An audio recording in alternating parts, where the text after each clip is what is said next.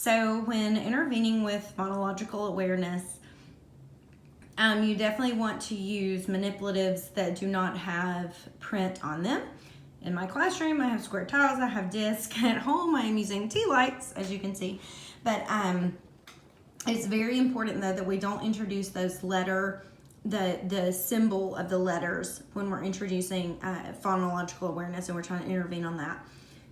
If that happens, you get what is called confounded by print.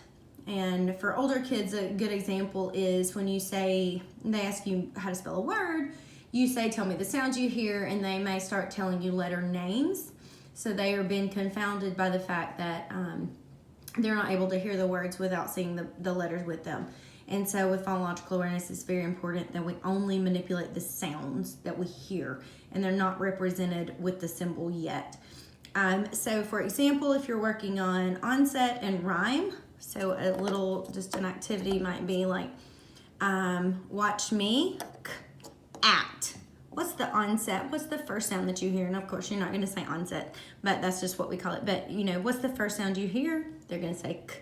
And then you may say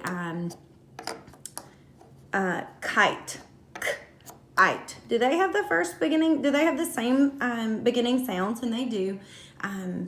Once again, that's very important why we don't introduce print, because several of our letters actually make the same sound, so it's very important.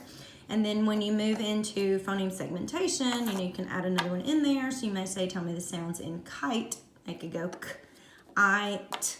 And then they have something that they can actually tangibly touch when you're talking about the positions of the phonemes in the word. So you might tell me, k, I, t. What's your middle sound? And then they have something that they can touch to say that I, and your ending and your beginning sounds.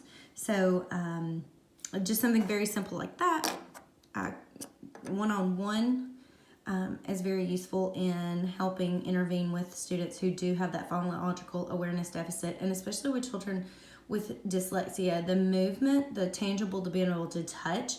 Elconian boxes are great.